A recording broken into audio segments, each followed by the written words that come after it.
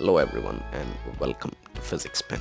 Today we are going to discuss something really basic. What kind of mentality a person in the field of physics should have.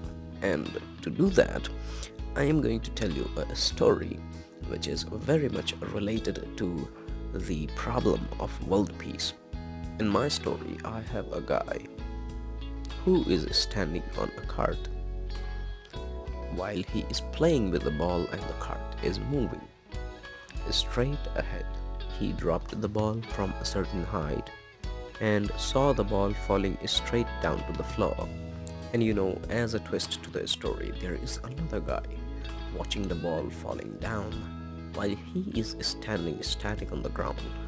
The first person onto the cart said the ball fell straight down to the floor, whereas the person onto the ground said the ball followed a parabolic path. And since you can clearly observe there is a disagreement in their statements, both of them started arguing and that argument turned into a fight. There comes another guy who happened to be a physicist, although he is also a good guy. So he says, "Guys, you need not to fight. You both are correct, but in your reference frames." But as you might have already guessed, nobody likes to listen to good guy, especially if the good guy is on a neutral stance. And both of them continued to fight. But just like every story have a villain, even my story also have a villain.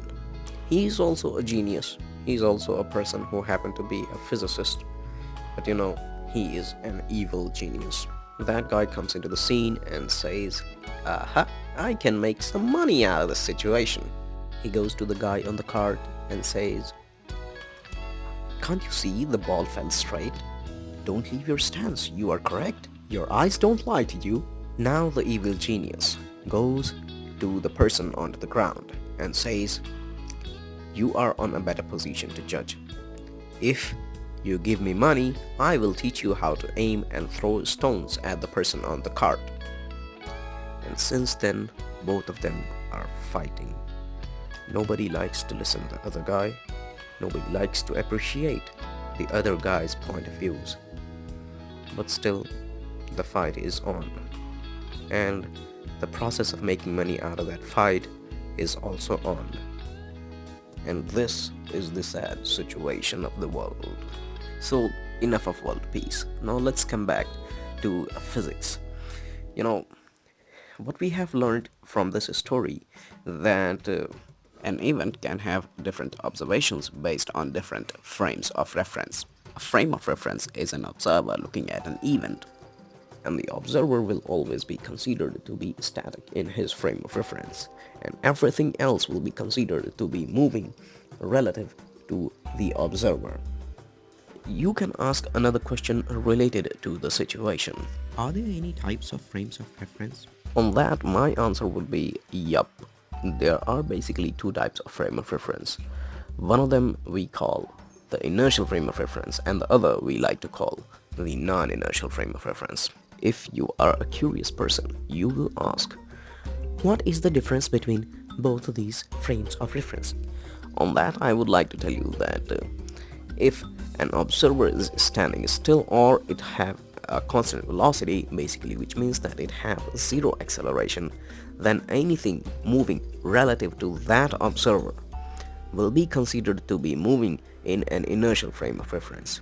And if any observer himself is accelerating, keep it in mind that the observer himself is accelerating, in that situation anything moving relative to that observer will be considered to be moving in a non-inertial frame of reference. Why is it called to be the inertial or a non-inertial frame of reference? Yup, that's a genuine question. That I would like to tell you that in an inertial frame of reference, Newton's laws of motion are valid. But in a non-inertial frame of reference, Newton's laws of motion are invalid. Again, you can ask why. This time I'm going to tell you with an example. Suppose that you are standing on a ground and your friend is on a cart and he is accelerating towards you. You see him accelerating towards yourself. You ask him that, are you experiencing a force? Your friend will tell you, yes, he is experiencing a force. On that, if you look at yourself from the perspective of your friend, he will see you accelerating towards himself. And if he asks you that you are accelerating towards me, then you must also be experiencing a force. But you say, no, I don't experience any force.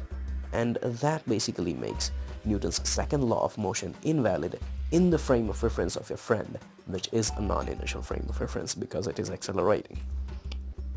And according to the second law of motion, the rate of change of momentum is equal to the force applied. Thanks for watching, and don't forget to like, share and subscribe.